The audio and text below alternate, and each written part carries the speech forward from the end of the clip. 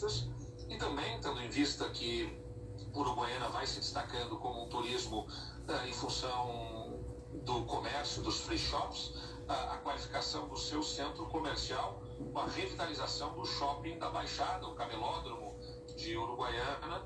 O governo do estado aportou R$1.200.000. E a prefeitura também deve estar aí concluindo projetos ou encaminhando as obras para fazer essa revitalização do camelódromo de Uruguaiana. Então o estado está aportando recursos para a qualificação da infraestrutura para que a cidade possa se desenvolver a partir da sua vocação turística e assim gerar emprego, renda.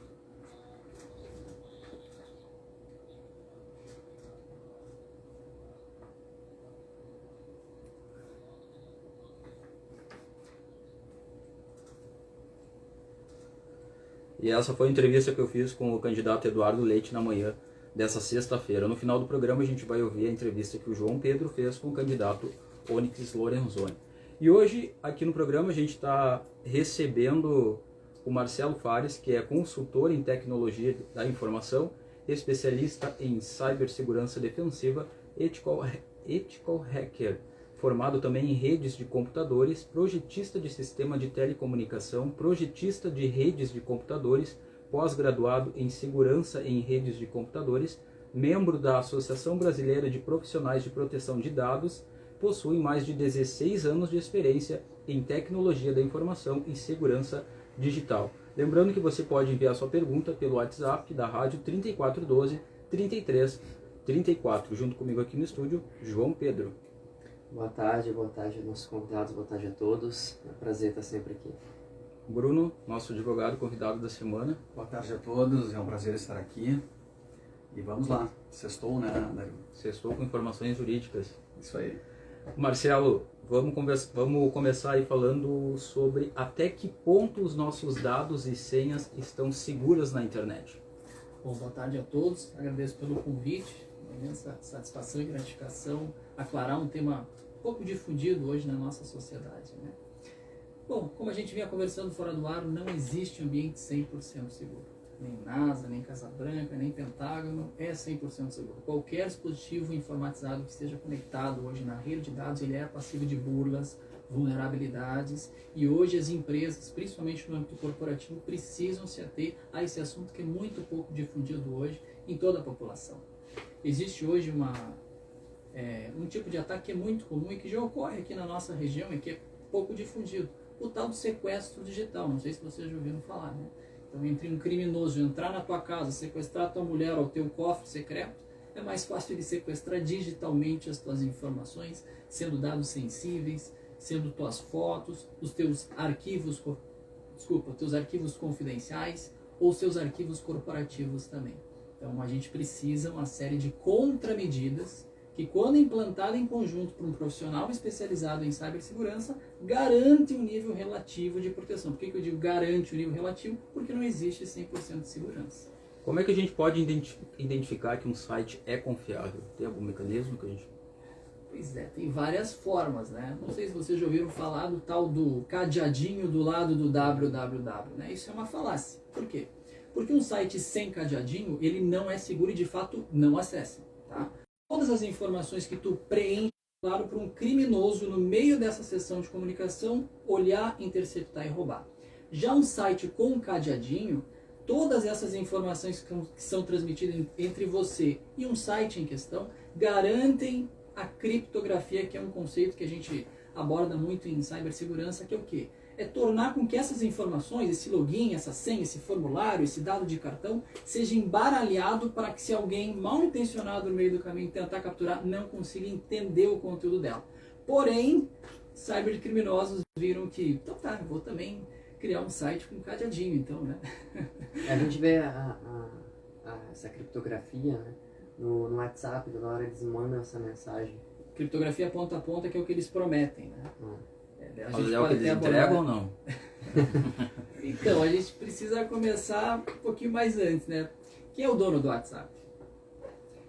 O mesmo dono do WhatsApp é o mesmo dono do Instagram, é o mesmo dono do Facebook Meta. Já foi, inclusive, até responder um processo judicial norte-americano pelo uso abusivo do monopólio dos nossos dados pessoais. Então é lógico, você não vai deixar de utilizar uma plataforma tão popular que nem é o WhatsApp. A questão é o que você envia lá dentro. O que é privado, íntimo, teu, será que vale a pena a gente disseminar numa rede onde ela pode ou não monitorar os nossos dados? A gente não tem como cravar isso.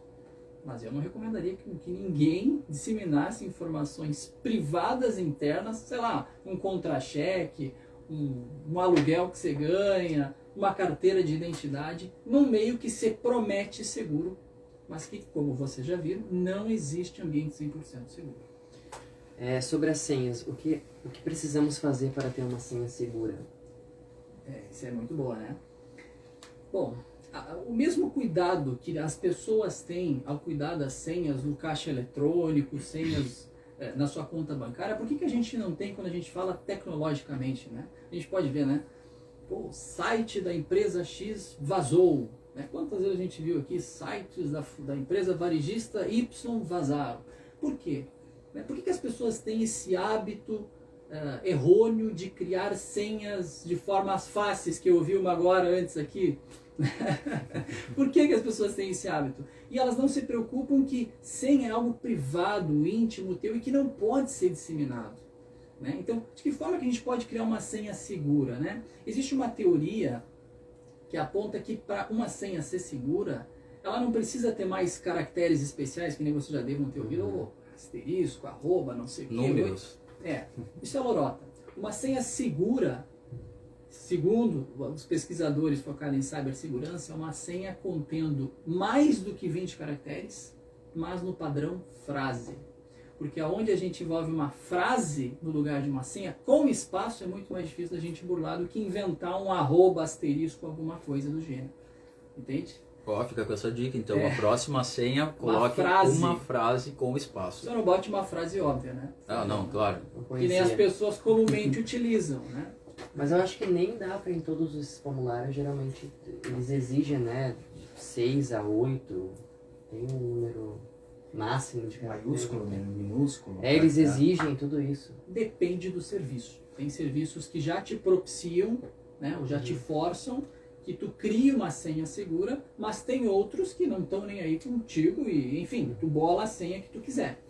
A questão muito importante sobre falar sobre senhas, viu, cara, é como você vai armazenar a sua senha. Né? Aonde você vai armazenar a sua senha, né? Pode ser no e-mail? Então, vamos começar de forma bem mais macro, porque eu sei que esse assunto é polêmico. Não vamos ser hipócritas. As pessoas armazenam senhas salvas nos seus computadores. Ponto. Fim. Isso é notório, isso é nítido. O problema é que isso, ao mesmo tempo, nos propicia facilidade, né? Imagina, né? Você tem 20, 30 acessos, Facebook, Instagram, e-mail, conta corporativa, pessoal, pagamento, crédito e o caramba. Ok, você tem vários acessos a vários serviços. Então, você costuma, geralmente, salvar suas senhas no seu computador. Mas eu lido constantemente, na empresa onde eu trabalho, com vazamentos de dados pessoais.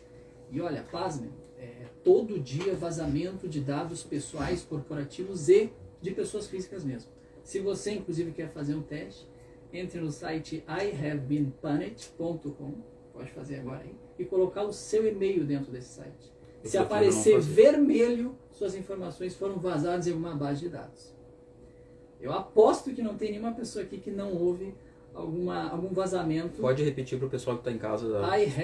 ihavebeenpunished.com, PWNED. Pode entrar no site, segura no site. É um site de pesquisa. Esse é seguro.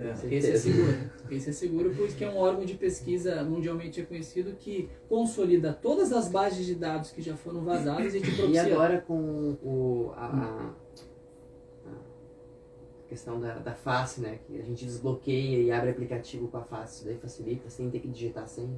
Sim, isso veio justamente para facilitar, porque senha é uma coisa passiva de burla, né? Por exemplo, se eu descubro a tua senha, eu me passo por ti. No momento em que eu coloco uma autenticação biométrica, não é mais o que eu sei, porque a senha é algo que você sabe. No momento que eu coloco uma autenticação biométrica, é uma característica única minha. Então, por isso que uma dica de uma senha segura ou de um processo de autenticação seguro seria o tal, não sei se vocês já ouviram falar, 2FA ou MFA, Multi-Factor Authentication, Mais uma dica, procure na internet.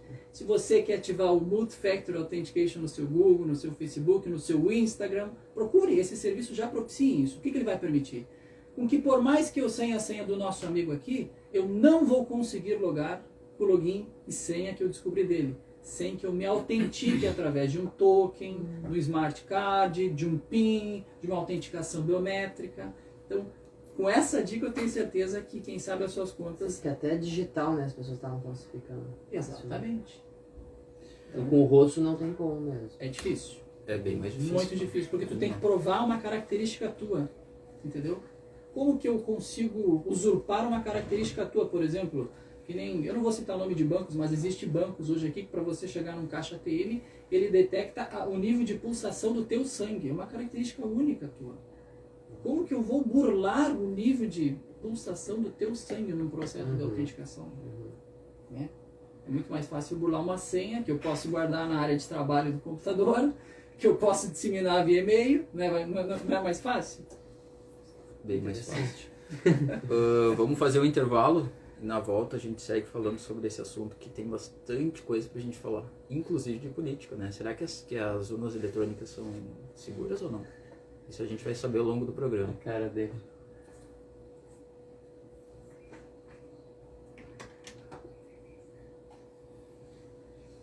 Uma alternativa para o WhatsApp, Signal, também tem. Status é o aplicativo mais seguro que existe, porque, cara, é que ninguém vai usar.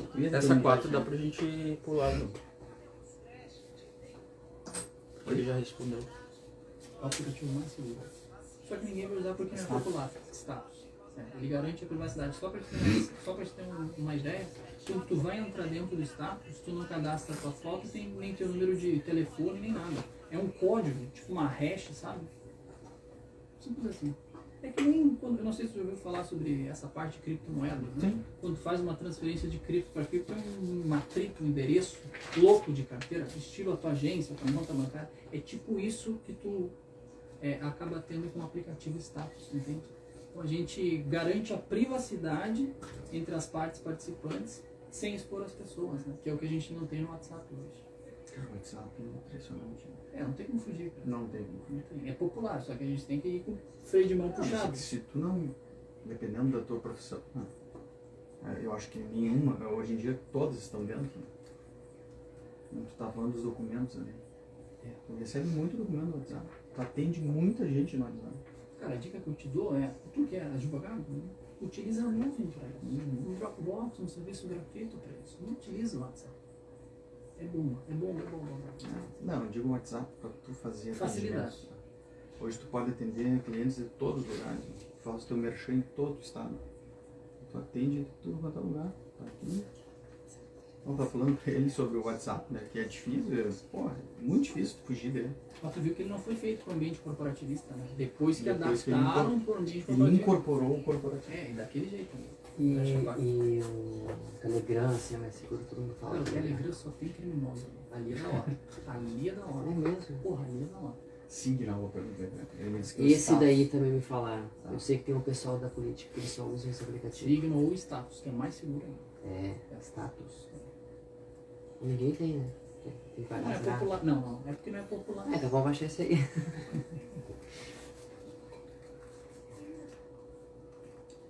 Baita Papo entrevista aqui na Rádio 96 e também no Spotify. No programa de hoje a gente está falando aí sobre os riscos que a internet oferece para pessoas e empresas. Agradecemos patrocinadores Pro Equilíbrio, Benditos Pet, Doutora Janaína Piaget, Visão, Joalheria e Ótica e Lá Pizzaria. Aqui no estúdio junto conosco o João Pedro, o doutor advogado Bruno Sartori e também o Marcelo Fares, que é o consultor em tecnologia da informação, especialista em cibersegurança defensiva, ethical hacker formado em redes de computadores, projetista de sistema de telecomunicação, projetista de redes de computadores, pós-graduado em segurança em redes de computadores, membro da Associação Brasileira de Profissionais de Proteção de Dados. Possui mais de 16 anos de experiência em tecnologia da informação e segurança digital. Marcelo, seguimos a pergunta: por que tantas empresas são alvos de hackers? A gente abordou antes no início do programa, né?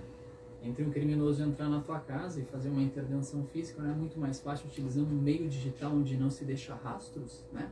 Tem até uma teoria que se diz a internet é uma terra sem lei. Não é que não existam leis. Existem formas de camuflar tua identidade na internet, né? Ou seja, não me tornar tão legível na internet. Nós podemos até entrar numa discussão de, por que uma pessoa em sua consciência vai querer camuflar sua identidade na internet? Será que ela não pode querer garantir a privacidade dela ao invés de a gente atrelar, né, camuflação de identidade com o criminoso? Não, tem os dois lados da moeda. Por exemplo, muitos sites que você acessa hoje na internet coletam dados seus, né? Por que o site ele precisa saber o que eu pesquiso, a hora que eu acesso? Por quê? Né? Para depois, sei lá, qual é a correlação, sei lá, eu vou dar um exemplo. Você entra no Mercado Livre e vai comprar um sapato. Aí você escreve sapato, daqui a pouco 5 minutos aparece na sua timeline do Facebook. Qual é a correlação disso? Né? Então, a maioria desses sites hoje coletam informações nossas e montam perfis nossos.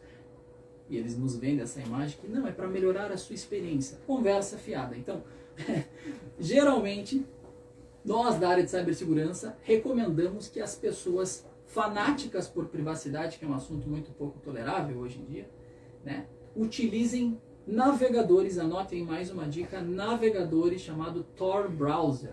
Tor Browser é um navegador que garante a comunicação criptografada, não coleta seus dados pessoais e ao mesmo tempo camufla sua identidade na internet. É por aí onde os criminosos também utilizam. Desculpa. É um navegador que você pode instalar no seu computador. E no celular também. Também, Tor Browser, mas muito cuidado, porque você tem os dois lados da moeda. O criminoso também utiliza o Tor Browser, só que pro lado maléfico, mas você, em sua consciência, pode utilizar o Tor Browser pro lado benéfico, para camuflar sua identidade, para garantir a sua privacidade, que não é ilegalidade. Privacidade não é ilegalidade. É simplesmente garantir o que é íntimo, meu, seguro, somente para mim. Mas aí dá para acessar as redes sociais utilizando esse navegador. Tor Browser. Um pouco mais lenta a conexão, né? A conexão é um pouco mais Porém lenta, mais segura. porém mais segura. Tudo que é mais seguro é um pouco mais... Assim, a gente não consegue contemplar segurança com facilidade, tenham isso em mente. Ou é segurança ou é facilidade. Ou é plugou, funcionou, ou plugou, tá dificultando um pouquinho. É normal. A gente não consegue ter os dois juntos. Marcelo, o antivírus, ele segue sendo importante para computadores e celulares? O que a gente deve saber antes de instalar um antivírus? O antivírus é a primeira linha de defesa de um dispositivo, seja ele qualquer. O que a gente deva saber antes de instalar um antivírus é jamais instale software pirata, que é o que a gente comumente acaba encontrando em assistências aqui de esquina, com todo respeito. Por quê? Porque o software pirata, ao mesmo tempo que ele te propicia, nossa, não paguei nada, ó. Só que não existe Papai Noel de graça na internet. Ninguém vai te dar nada de graça na internet. Então, ao mesmo tempo que você não pagou para um Photoshop da vida, para um programa que é pago, o criminoso que criou essa burla e te propiciou esse software pirata, tenha certeza que ele está monitorando as tuas ações. Constantemente eu lido com violações de dados. Então, olha, o que eu vejo de máquina, foto da máquina, captura da sua webcam, microfones disseminados, senhas de acessos pessoais tuas disseminadas na internet, é algo assim, ó, faraônico. Então, tenha muito cuidado ao instalar softwares piratas, não acredite em Papai Noel de graça na internet. Geralmente essas empresas de esquina cobram pela confecção do suporte, ou seja, eu vou lá e vou instalar um Windows novo na tua máquina. Só que ela está cometendo um crime contra direito e propriedade de uso de software. Por quê? Porque ela está te fornecendo um software pago, porém gratuito para ti. Então, tu muitas vezes acaba tendo um Windows sem pagar, porém pirata, um antivírus que a rigor te protege, porém pirata, e o que tu ganha com isso? Tu não ganha atualizações, porque o fabricante não vai lançar atualizações de segurança, de melhoria para o teu produto, né? E ao mesmo tempo tu se torna vulnerável, porque sem atualização tu não tem como atualizar, evoluir no produto. Então isso é uma falsa sensação de segurança que essas empresas, com todo respeito, de esquina, que prometem assessoria de informática, acabam nos propiciando. Interessante, né? Como é que as empresas e as pessoas, né, conseguem identificar aí que foram alvo de hackers? Qual é a tua orientação enquanto prevenção? Difícil, porque se tu não tiver controle, tu não tem como identificar. Como que tu vai identificar se tu foi vítima de um crime cibernético? Por exemplo, um crime muito comum que eu falei para vocês no início do programa é o sequestro digital. Como que tu sabe que o teu dispositivo está sendo vítima de um sequestro digital? Simples.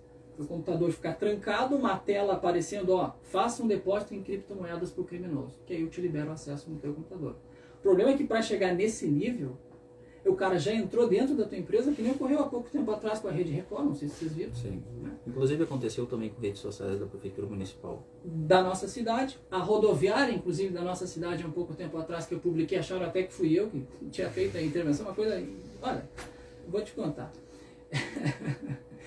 E isso é muito comum de acontecer hoje, né? Tu falaste sobre prefeitura, é muito comum em órgãos públicos federais, justamente por não ter uma gestão de vulnerabilidade, um controle preventivo e proativo, de ocorrer essas burlas, essas brechas, essas explorações, e pasmem, muitas vezes não é ocasionado por um criminoso, é a mandato de um concorrente.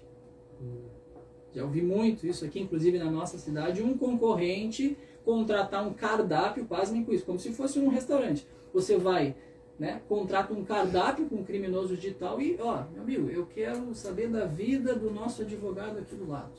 Então eu estou encomendando um crime digital, né, pagando em criptomoedas sem deixar rastro, para o criminoso, para ele me dar o beabá do nosso amigo aqui do lado. Então é complicada essa situação. Resumindo, a gente não tem saída, né? Resumindo, a gente Ele não falou nada positivo até agora. Só problemas. Você precisa prevenir, você precisa de controle. Para isso, as empresas têm que casar com a ideia de implementar um programa de cibersegurança. O problema disso é que ela só procura um profissional ou uma empresa especializada quando a M acontece. E aí é tarde demais. Tem alguma diferença, desculpa interromper, tem alguma diferença as pessoas falam que o iPhone tem questões de segurança melhor que o Android. Realmente é verdade? Isso é tudo papo furado. Não existe ambiente 100% seguro. A gente já falou 3 vezes sobre isso. O que existe é o seguinte: um sistema operacional da Apple, ele é mais fechado. Você não consegue instalar software pirata nele. Já com o Android da vida, você consegue quebrar a segurança, qualquer usuário consegue. E no momento que você quebra a segurança, o céu é o limite para um criminoso, né? Então, de uma certa forma, o sistema Android é um pouco mais vulnerável, mas não significa que ele seja menos pior. Depende da usabilidade tua em relação ao dispositivo. Como é que, se uma empresa tem aí um ataque cibernético, como é que ela deve proceder? Ela tem que pagar? Como é que, né? Porque as pessoas, eles pedem, né, um valor bem considerável de resgate. Então, vocês sabem por que eles pedem resgate em criptomoedas? Porque criptomoedas garante a privacidade. A segurança deles. Exatamente. A criptomoeda justamente não é uma conta bancária que eu compartilho com o nosso amigo aqui do lado, que é uma conta que eu consigo. Não. É um endereço que a gente não sabe onde está armazenado isso, e que as transações é o seguinte: você transforma a sua moeda dólar, real, peso ou euro num ativo digital. Mesmo utilizar o serviço do prestador de serviço, né?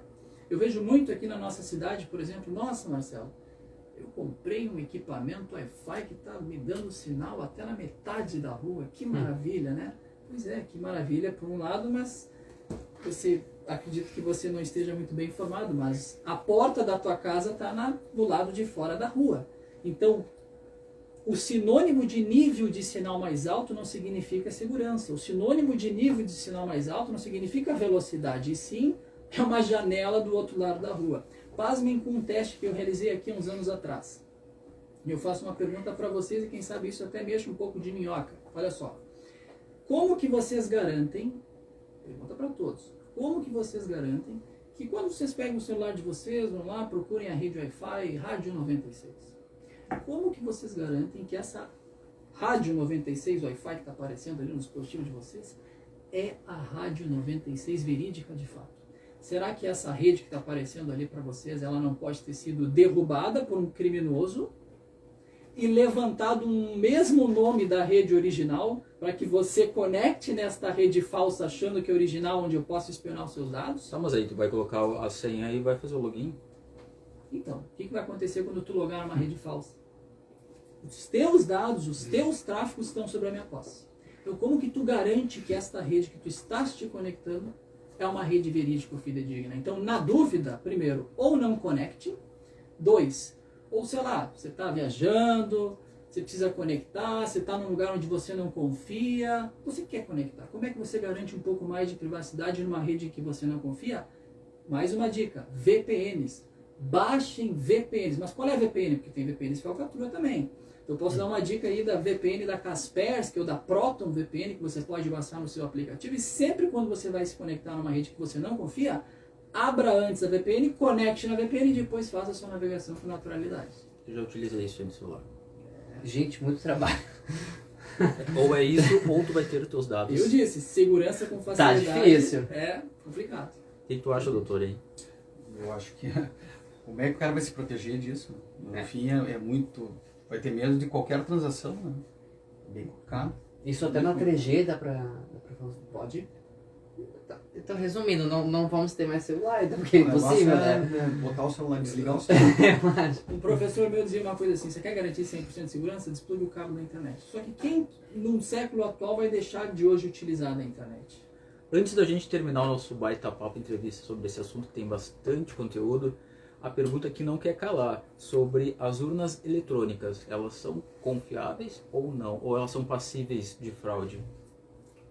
Volto a ressaltar, não existe ambiente 100% seguro. Nem NASA, nem Casa Branca, nem outro planeta até. Olha, quantas empresas vocês já viram aí em jornais, revistas, tanto daqui quanto de fora, que já foram passíveis de invasões cibernéticas, de brechas de vulnerabilidades exploradas? É uma verdade? Ou tem uma mentira nisso? Por que será que num lugar onde se tem tanta controvérsia, que é na área política, as urnas são invioláveis? Será que ninguém se questiona sobre isso? A urna é um sistema, tem programa, tem uma automação por trás disso. Ah, Marcelo, mas a urna ela não é conectada na internet. Sim, mas depois como é que você faz para você enviar todas as informações daquela sessão lá para o TSE? Não é via conexão? Ah, mas a conexão é com VPN. Então me prova, onde que está a auditoria? Qual é o algoritmo de criptografia que é utilizado? Quem que está monitorando essa sessão de comunicação? Então, no momento em que se deixa dúbio, abre margem para desconfiança. Muito bem. Para a gente terminar essa baita papo de hoje, gostaria que tu explicasse aí a importância das empresas em ter um profissional para cuidar da segurança digital e não, né? Nesse momento que todo mundo está passivo aí de... Olha, eu sei que muita empresa, numa época de crise, está passando, vai dizer, pô, eu vou ter que ter mais de um encargo em contratar um profissional. Você não precisa ter um profissional CLT para isso. Não precisa ser nem daqui, desde que você tenha confiança ao contratar uma equipe especializada na área da defensividade. Defensividade é proteção, porque tem o cara do bem também que cuida da ofensividade. Qual é a diferença? Ofensividade é você me contrata e eu vou contra-atacar o teu ambiente para testar as vulnerabilidades, me passando como um cara do mal, para te dar um relatório para dizer, opa, tá meio arriscado. Né? Ou você implanta uma série de medidas, ou o BO pode ser complicado. Então eu vou te dar o conhecimento do risco para você. Isso é o que faz o profissional da parte da ofensividade. O da defensividade, sabendo dos BOs, sabendo das M's detectadas pela parte ofensiva, ele vai lá e vai proteger. Só que tem um detalhe, para saber proteger, a gente tem que saber contra-atacar. Então a gente sabe os podres, digamos assim, que um criminoso, ou a forma com que ele age, para a gente poder contra-atacar. Agora não vamos ser hipócritas, os criminosos estão muito mais avante, muito mais à frente do que na parte da ofensividade. Tá bem, muito obrigado pela tua excelente aula de como se defender, né? Acho que esses são assuntos bem pontuais, a gente vai voltar a falar sobre essa questão de segurança na internet em outro momento. Não, agradeço a todos aí, fico à disposição. Tá bom, obrigado. E como eu falei, a gente tem estreia hoje aqui no programa, que é o Está na Lei.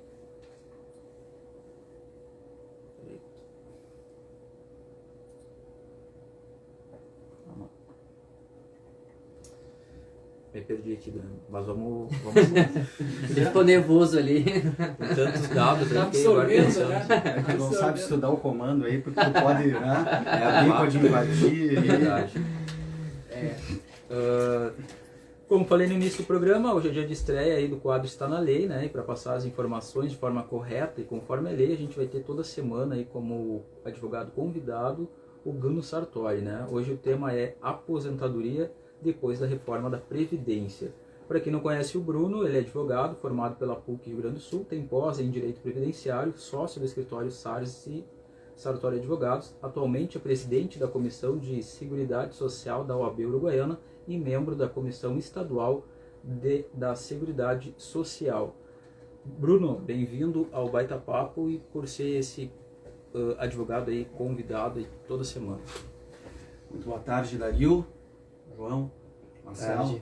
É um prazer, eu aprendi demais aqui com já iniciou com o pé direito. As defensivas e os ataques para aprender a se defender, né? Opa, É bom. praticamente um jogo de futebol isso aí. É verdade. Alguém vai perder, né? É um prazer, Dario.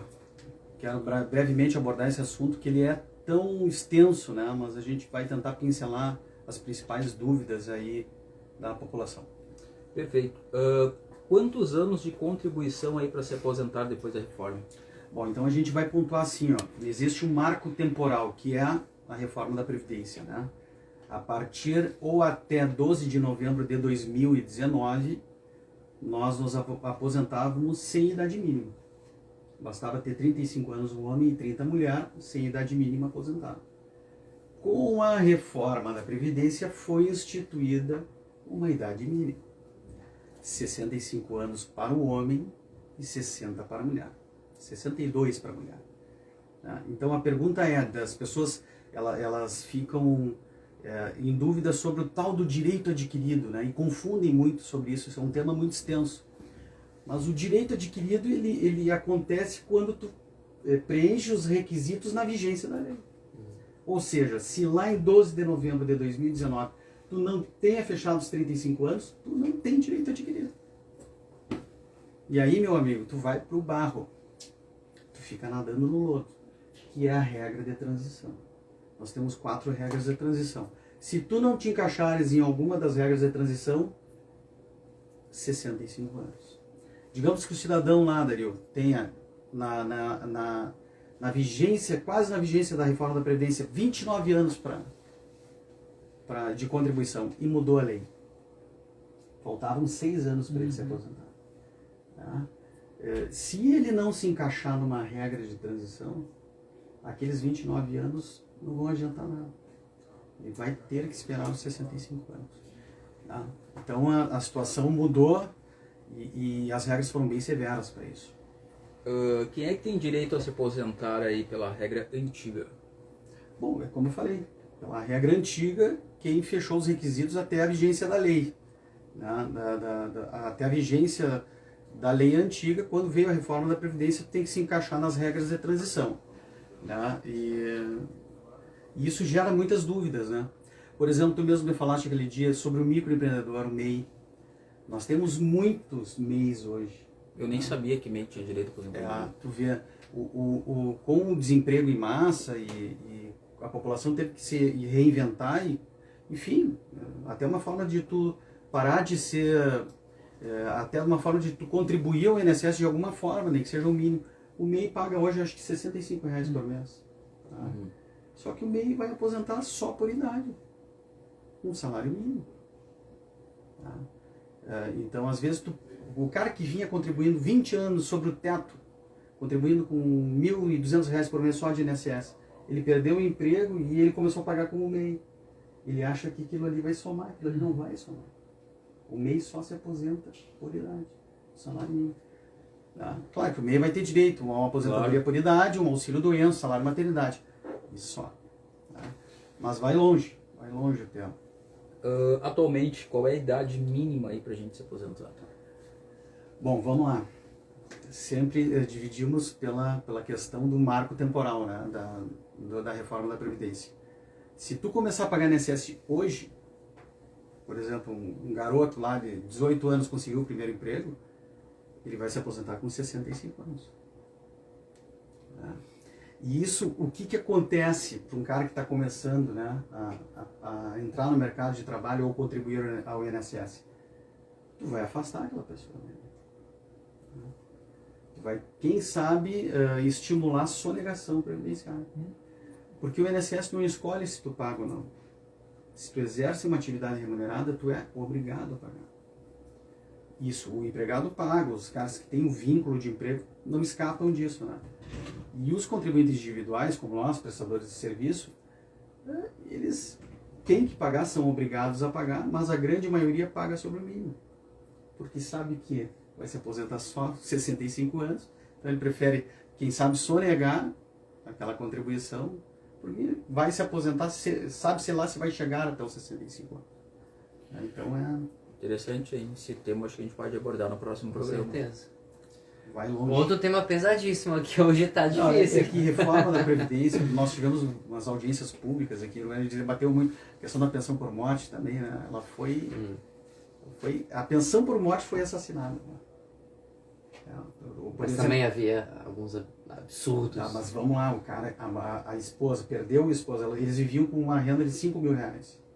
Né? O esposo, o cara que pagava as contas, faleceu. Ela vai pegar a pensão. Ela arranca de 50%. Ela recebia 100%. Pega uma velhinha que paga aluguel, que paga remédio. Ela ganha, a renda da família era 5 mil. Morreu o cara, ela vai viver com 2.500 mais 10%. É difícil, é bem complicado. Voltamos nesse assunto no próximo programa, doutor. Te agradeço a sua disponibilidade. Muito obrigado pelo convite e vamos tentar aos poucos aí sanear as dúvidas do pessoal, dos nossos ouvintes.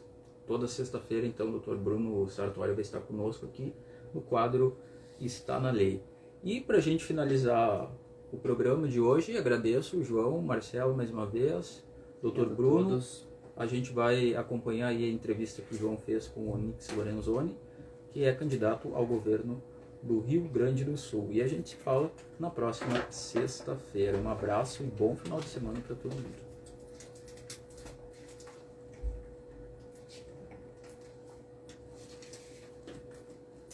Coloca no teu currículo aí, ó, a questão musical que também que está no meio do currículo do Bruno aí. Não estou, isso aí a gente não pode dizer, né, cara? Você tá bem? Como é que está? Vamos sair. Valeu? Tchau, prazer, viu? Show de Muito bola. bom, hein? Muito bom. Gostei também, Fiquei né? assustado aqui sim. Não. Vai, eu aqui já vou jogar a sonada pela janela.